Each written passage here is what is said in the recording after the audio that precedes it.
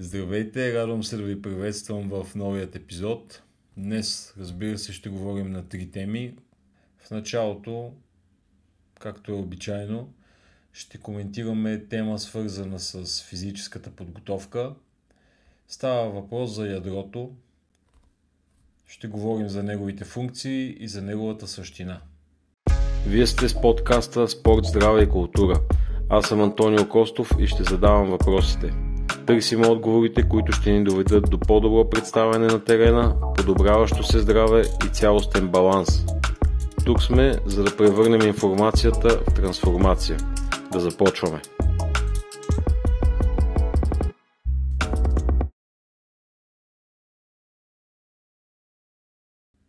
Доказано е, че ефективното ядро подобрява значително ускорението, забавянето и стабилизацията на кинетичната верига, когато говорим за изпълнение на функционални движения. И има особено изявена превантивна роля. Много често под названието ядро се разбира само мускулатурата на корема. В други случаи пък това понятие бива разширено до мускулатурата в ломбалната област, както и таза. Оказва се обаче, че дефиницията ядро и тренировките, свързани с подобряването на функцията на ядрото, са свързани с много повече тъкани и понятието ядро би могло да бъде разширено доста повече, когато се говори за стабилност на ядрото. Много експерти разширяват тази дефиниция, включвайки ханшът, гръдният кош, скапулоторакалната област и също така дори шийните прешлени. Мускулите, които започват в ломбалния гръбнак, се простират до гръдния и шийните прешлени, както и през съединителната тъкан до черепа, върховете на пръстите и пръстите на краката. Това показва, че ядро, ограничено до корема, е недостатъчен подход. В функционално отношение в ядрото могат да се различат два вида структури. Едните са пасивни, а другите активни.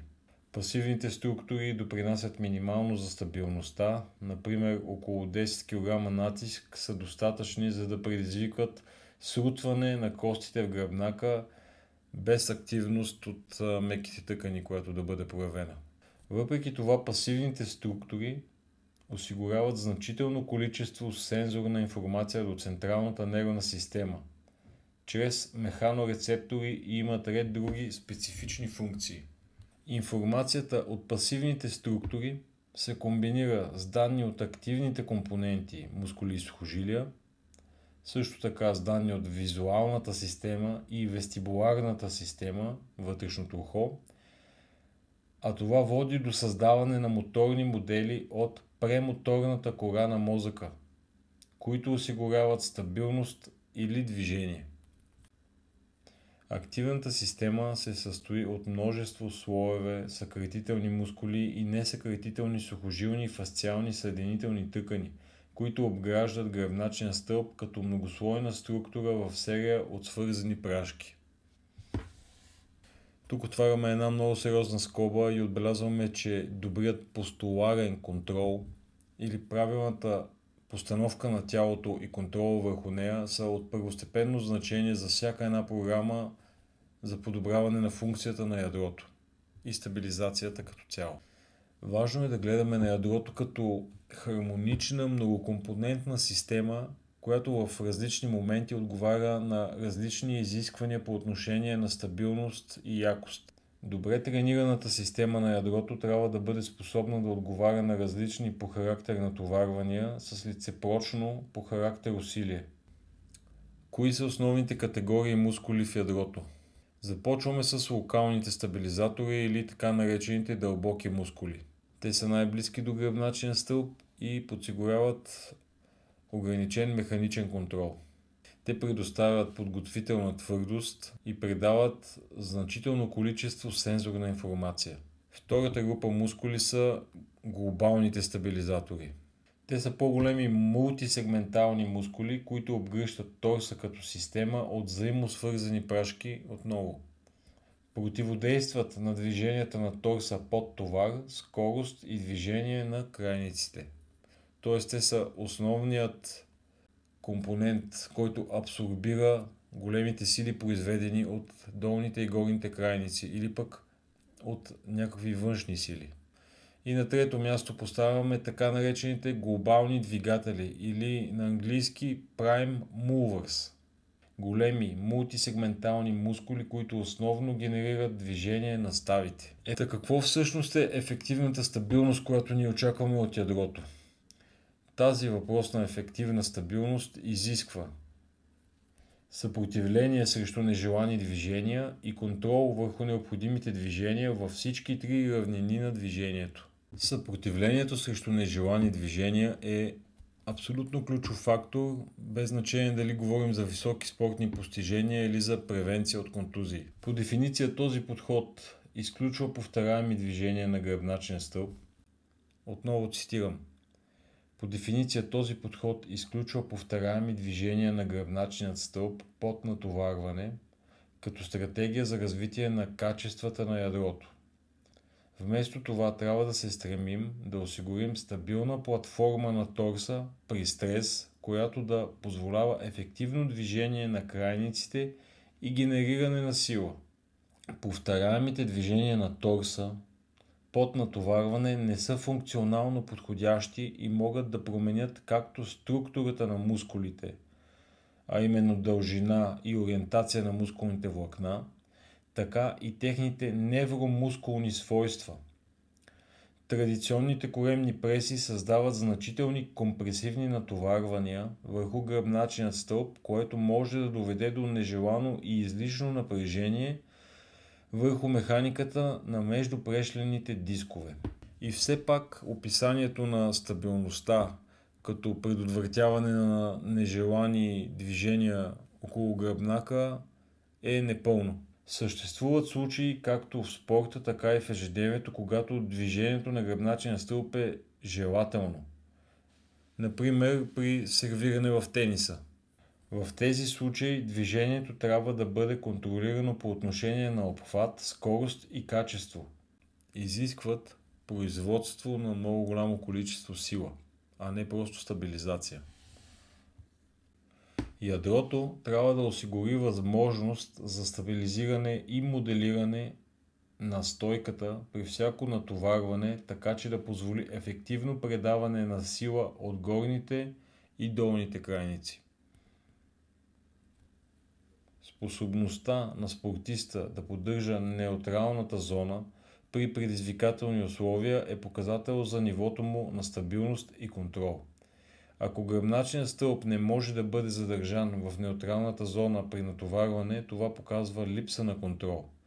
Този процес на подобряване на стабилността трябва да прогресира от еднопосочна стабилност към стабилност в множество равнини. Без значение дали атлетите имат значителна сила в торса, има случаи, в които те не могат да се противопоставят на ниски по величина и непредсказуеми външни сили, които изискват определено ниво на стабилност. Тоест, не само силовия фактор е от значение. Тялото предпочита да прави максимални усилия в сагиталната равнина, което обяснява високото ниво на активация на мускулите на ядрото по време на тежки клекове и мъртва тяга. Не трябва обаче да се фокусираме само върху сагиталната равнина, защото атлетите трябва да бъдат стабилни и в трансверсалната и короналната равнини. В обобщение можем да кажем, че ядрото е един кръстопът и един регулировчик на силите, произвеждани от долните и горните крайници, както и основен фактор, който определя как ние ще абсорбираме външните сили. Както в много отношения трябва да имаме един цялостен холистичен подход, който да ни гарантира нашият информиран избор. А както обикновено става, информираният избор идва след сериозно търсене. Във втората част от разговорът ни ще говорим за един от източниците на множество здравни проблеми и контузии от общ и от спортен характер. Става въпрос за неправилната постановка на тялото. Както казахме, тя води до много здравни проблеми, както и до контузии, които във времето довеждат до краят на много кариери в спорта. След като ще говорим за стойката, би било редно да дадем дефиниция за това понятие. Ортопедичният институт на Северна Каролина дава следното понятие. Стойката е линията и разположението на тялото с оглед постоянно присъстваща гравитация. Добрата стойка включва разпределение на силата по цялото тяло, така че нито една негова структура да не бъде претоварена. Погледнат отзад, гръбнакът винаги трябва да изглежда прав, а когато го погледнем отстрани, трябва да се виждат ясно естествените извивки на тази сложна структура. Така би трябвало да изглежда изправеният човек. Разбира се, има и други видове, които в някакъв момент от живота си са прави, като кенгурото, като някои видове маймуни, като катериците, например. Но при тях тази изправена позиция не се поддържа дълго време и се характеризира с лош баланс. Защо това е така и защо този лош баланс не се отнася до човека? Отговорът всъщност се крие там, че често при изброените животински видове главата минава напред, таза минават назад и се получава едно положение, при което се създават много големи инерционни сили, когато говорим за изправено положение. Докато при човека главата, торсът и тазът сформират една права линия или що годе относително права линия, като се намират един под друг, тези сегменти на човешкото тяло способстват, за да имаме при движение по-слаб инерционен момент. Така сме най-стабилни на два крака и в същото време се изисква по-минимална мускулна контракция, за да останем в това положение. Съществуват два вида мускули. Те са фазови и тонични. При фазовите мускули наблюдаваме бърза активация на мускулатурата, резки движения и краткотрайни в същото време. Докато тоничните мускули се характеризират с това, че те работят в много продължителни периоди от време и трябва да поддържат стойката ни изправена. Съответно, ако постановката на тялото е неправилна, едни мускули биват изпънати повече спрямо други мускули и така се създават напрежения в целия опорно-двигателен апарат, което довежда своите логични последствия. Казаното по-горе за отношението глава, торс, таз може да бъде допълнено и от изказването на Масаюки Сайонджи в книгата му "Източен специален масаж" или юмейхотерапия, което гласи следното. Тялото има някои оси, които не трябва да се разместват. Най-общо казано, това са съотношенията между положението на равнините на раменния пояс, таза и гръбнака. Промяната на ъглите между тези три равнини предизвиква различни изкривявания. От тук може да кажем, че произлизат редица контузии и болестни състояния, които пречат на нашата спортна и житейска дейност. Постановката на тялото е пряко свързана и с дишането като процес от първостепенно значение. Разбира се, когато тялото е отпуснато, белите дробове са притиснати и както самите те, така и всички спомагателни на дишането тъкани страдат от това нещо. Това води до така нареченото повърхностно дишане и още редица други състояния. При неправилното телодържане имаме неправилни положения на различните сегменти на тялото, което значи, че при движение се създават различни неправилни положения в самото тяло и това води до по-голям разход на енергия и съответно на по-рано настъпваща умора при изпълнението на каквито и да било движения. От ходене в бавно темпо до игра на волейбол, баскетбол или пък американски футбол. Както знаем, на нивото на всеки прешлен в гръбначния стълб излизат двойки нерви, които инервират много строго специфични части на нашето тяло, определени тъкани, определени органи. Горе изброените отклонения от правилната постановка на тялото и състоянията, породени от тези отклонения, могат да навредят много на инервацията, на пълноценната инервация на различните тъкани и органи, които инервират съответните нерви. И това както от западните, но най-вече от източните медици е припознато като една от основните причини за огромна част от болестите в днешно време. В допълнение можем да кажем, че неправилната стойка води до неправилна позиция на вътрешните органи, което е още един фактор, който въздейства на тяхната функция. Без значение дали говорим за седене, стоене или движение в неправилна поза, трябва да си дадем сметка, че това състояние на тялото възпрепятства правилното кръвообращение.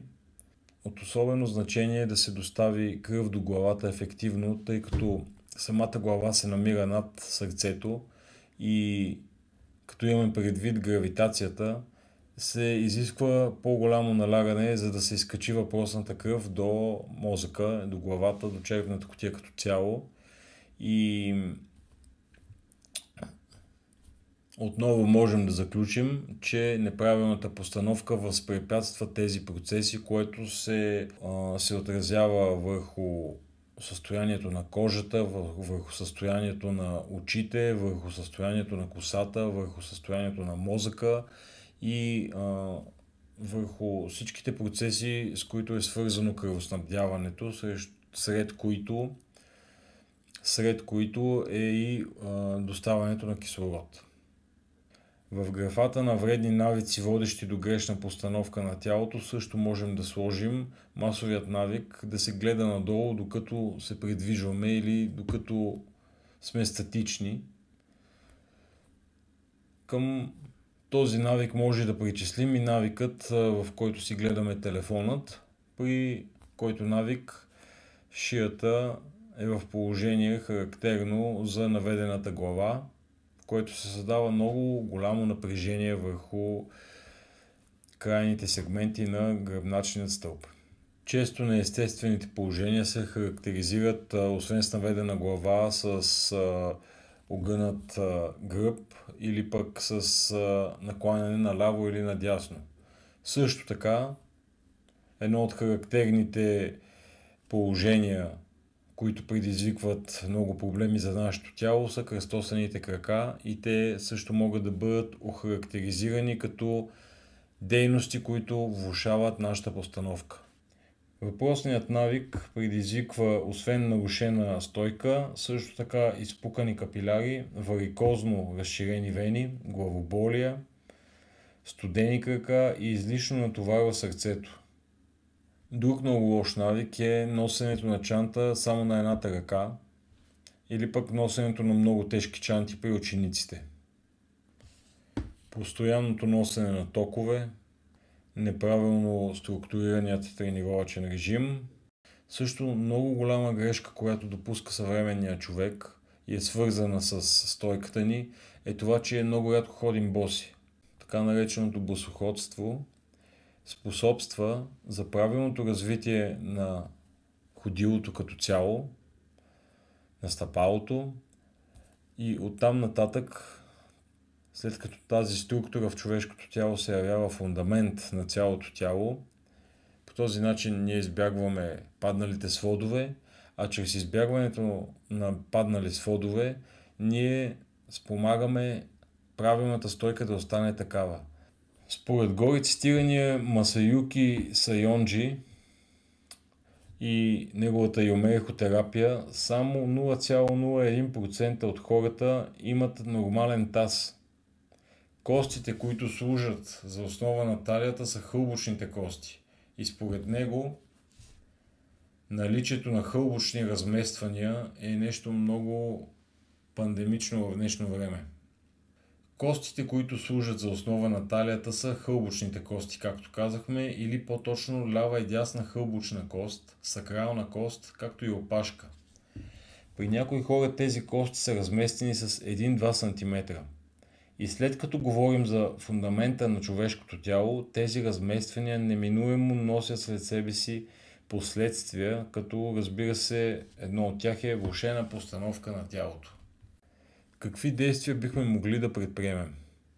На първо място трябва да си отговорим на въпроса: имаме ли проблеми с стойката? За да го направим, трябва да си отговорим на следните въпроси. Наклонена ли главата ни на една страна? Прегърбени и наклонени ли са раменете ни? Издадени ли са раменете ни напред и в същото време хлътнали ли са гърдите ни?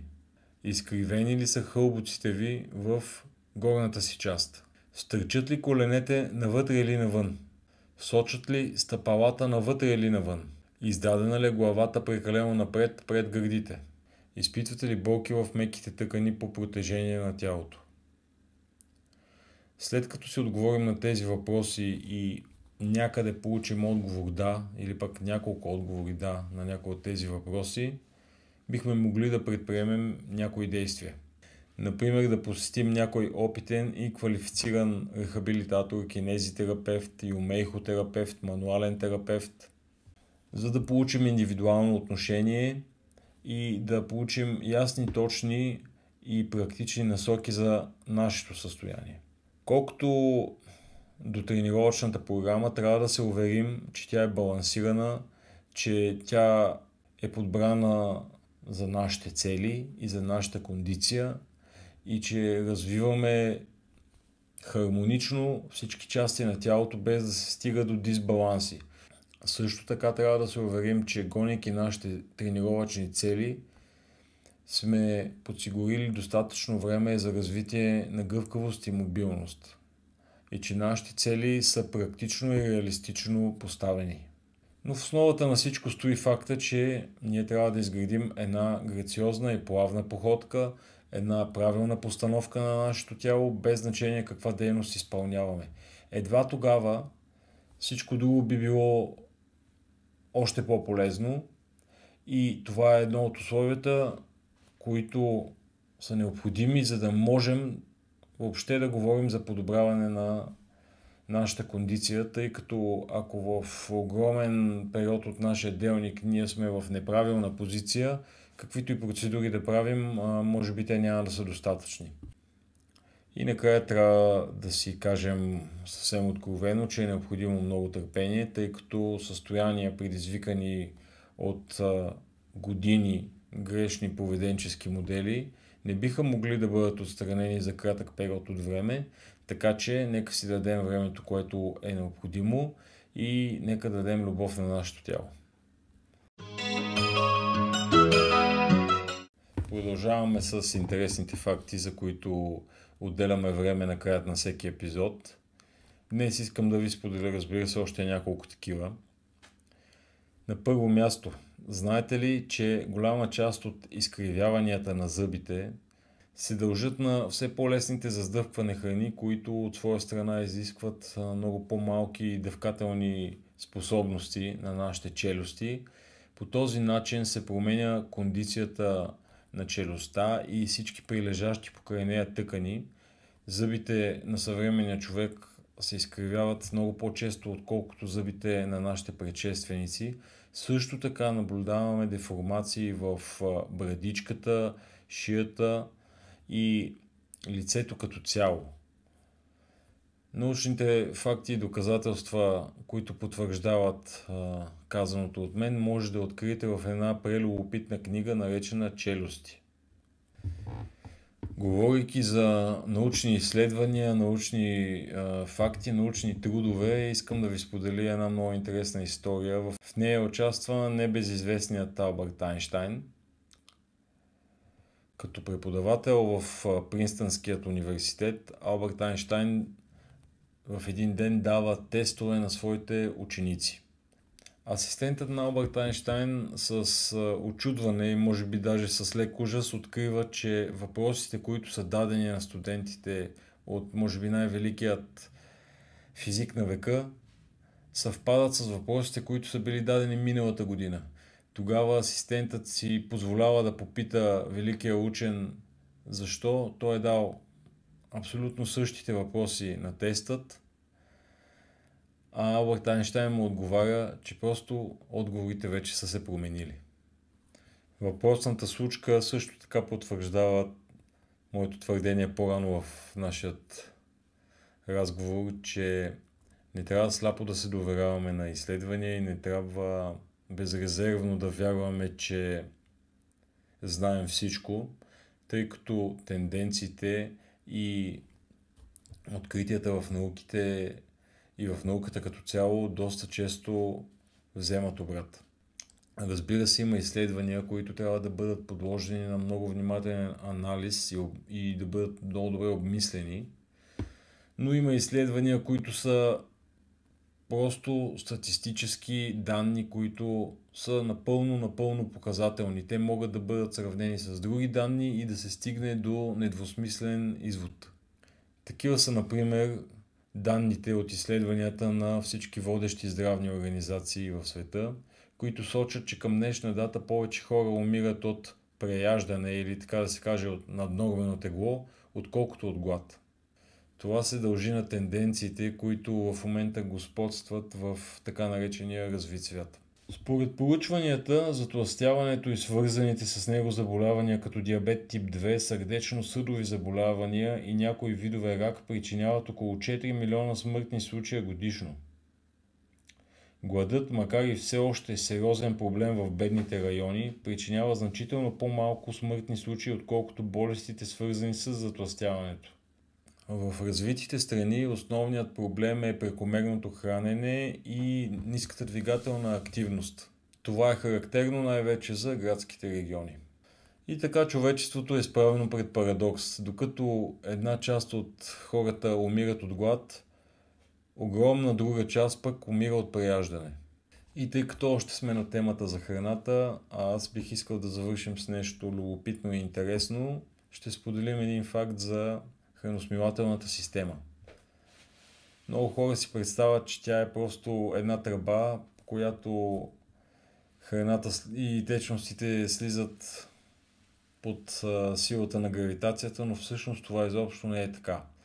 За да премине храната от устата до стомахът, се активират повече от 50 мускула. С своите действия те придвижват храната поетапно надолу по хранопровода.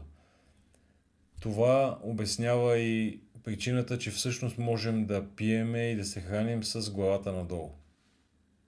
И така, надявам се епизода да ви е бил интересен. Пожелавам ви да бъдете любопитни.